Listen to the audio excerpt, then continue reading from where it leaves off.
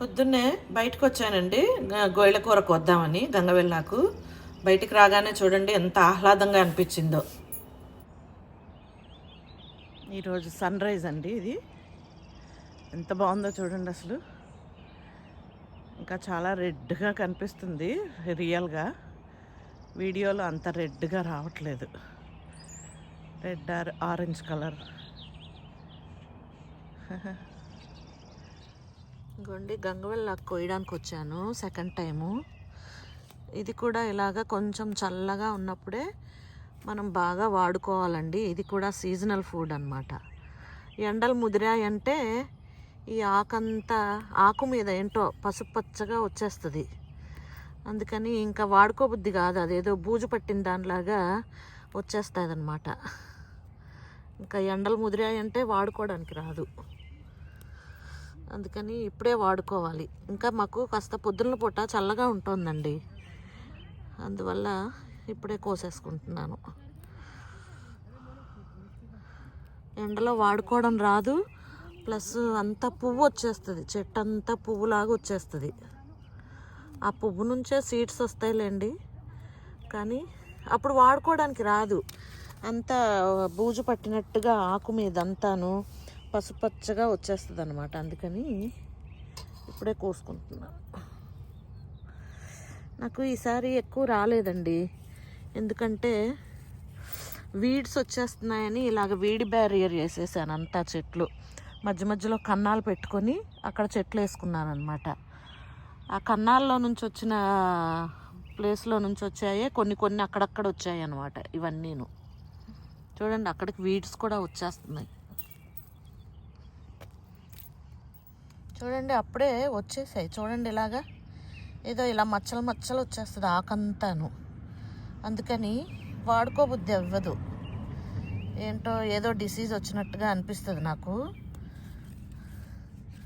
అందుకని ఇంకా అలా వచ్చిందంటే వాడను అనమాట.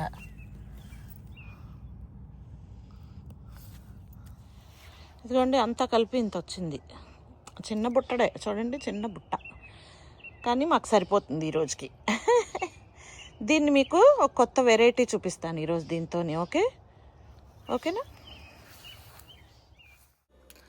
ఆకుకూరతో పాటు ఒక 5 టమాటా కాయలు కూడా కోసానండి. ఈ టమాటా కాయలతో పచ్చడి, గొయ్యల కూరతోని పొడి కూర చూపిస్తాను. ఓకేనా? ఎలాగో చూసేద్దాం రండి. పొడి కూర చూద్దాం ఫస్ట్. ఓకేనా? ఎందుకండి ఒక 1/2 కప్పు పెసరపప్పు నానపెట్టుకోవాలండి. ఒక అరగంట సేపు నానపెట్టుకోవాలి. ఓకేనా? ఇదిగోండి మనము తెచ్చుకున్న ఆకుకూర అంతాను బాగా వాష్ చేసేసి గాలికి ఒక కాటన్ క్లాత్ మీద వేసి గాలికి ఆరపెట్టుకోవాలండి. వాటర్ అనేది ఉండకూడదు అనమాట. ఎందుకంటే మనము ఫ్రై చేసినప్పుడు దీంట్లో నుంచి కూడా కొంచెం వాటర్ వస్తుంది ఫ్రై అయ్యేటప్పుడు. అండ్ కడిగినప్పుడు వాటర్గా ఉంటే కూర అంతా చాలా లిక్విడ్గా అట్లా అయిపోతుంది అనమాట. సో అందుకని గాలికి ఆరపెట్టుకుంటే తడి అనేది లేకుండాను అప్పుడు కూర అనేది బాగా వస్తుంది. ఓకేనా? ఇప్పుడు నేను ఇది కడిగేసాను, ఆరపెట్టేసుకున్నాను. ఇప్పుడు దీన్ని కట్ చేసుకుంటున్నానండి. కొంచెం ముక్కల్లాగా పెద్ద ముక్కలు ఉండేలాగా కట్ చేసుకుంటున్నాను. ఓకేనా? ఇంకా పెసరపప్పు నానాలి కాబట్టి నేను ఈ పచ్చికారం కూడా రెడీ చేసుకుంటున్నానండి. పచ్చిమిరపకాయల కారము కూరలోకి. ఓకే, దానికి ఒక 5 పచ్చిమిరపకాయలు, కొంచెం పచ్చి కొబ్బరి అండి, చిన్న ముక్క. ఓకే, కొత్తిమీర కాడలు ఇలా చింపి వేసేస్తున్నాను.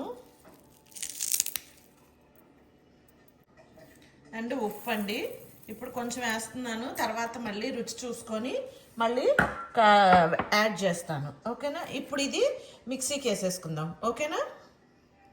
ఇదిగోండి పచ్చి కొబ్బరి వేసిన పచ్చికారం కూడా రెడీ అయిపోయిందండి. ఇంకొంచెం సేపు పెసరపప్పు నానిందంటే కూర కూడా రెడీ చేసేసుకుందామండి. ఒక 10 నిమిషాలు ఆగుతాను. పెసరపప్పు ఇంకా నానలేదండి. ఓకే, పెసరపప్పు నానిపోయిందండి. ఇప్పుడు కూర రెడీ చేసేసుకుందాం. పొయ్యి వెలిగించుకొని ప్యాన్ పెట్టుకుందామండి. ప్యాన్ పెట్టుకొని కొంచెంగా ఆయిల్ వేసుకుందామండి. ఓకే, ఆవాలు,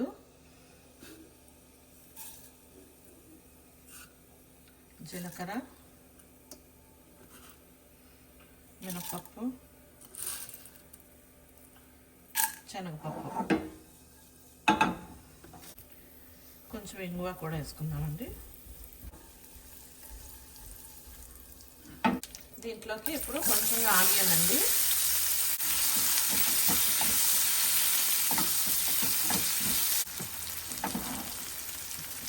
ఉల్లిపాయ మగ్గిన వెంటనే మనం ఇందాక కట్ చేసుకున్నాం ఆకుకూర వేసుకుందామండి.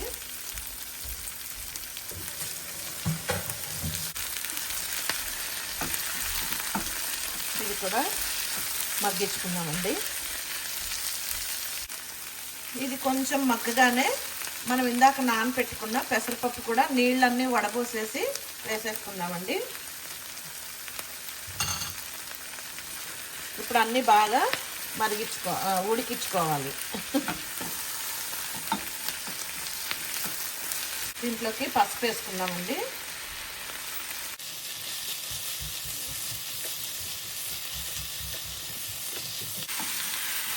చూడండి, నీళ్ళన్నీ ఆరబెట్టేసి చేసాం కాబట్టి ఇలా పొడి పొడిగా ఉంది. మనం కడిగిన వెంటనే కట్ చేసేసుకొని అలాగే వాటరీగా చేసామనుకోండి, ఈ లోపల ముద్ద అయిపోయేది ఇలా వేగే లోపల. గొయ్యల కూర వాటర్ కంటెంట్ అండి. అది వాటర్ కంటెంట్ మనం కడిగినప్పుడు దాని మీద తేమ అంతా కలిపి ముద్ద అయిపోయేది ఈ టైం కల్లాను. అందువల్ల ఆరబెట్టుకొని చేసుకుంటే ముద్ద అవ్వదు. చూడండి, ఆకుకూర అంతా వేగిపోయింది. పెసరపప్పు కూడా ఇంకొంచెం వేగాలండి. కానీ ఈ టైంలో మనం ఇందాక మిక్సీకి వేసుకున్న ఈ పచ్చికారం వేసేసుకుంటున్నాను. ఈ పచ్చికారం మధ్య లోపల ఆ పెసరపప్పు కూడా మనకి ఉడికిపోతుంది అన్నమాట.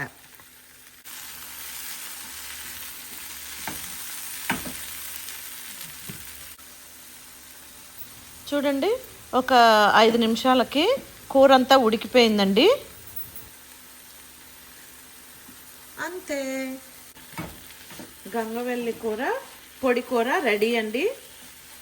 ఇప్పుడు ఇది అన్నంలోకి తినొచ్చు, చపాతీలోకి తినొచ్చు. చాలా బాగుంటుంది. మీరు కూడా అందరు చేసుకొని కామెంట్ బాక్స్లో కామెంట్ పెట్టండి. ఓకే, ఎలా వచ్చింది అని. Okay, thank you. Thanks for watching. Please like, share, subscribe.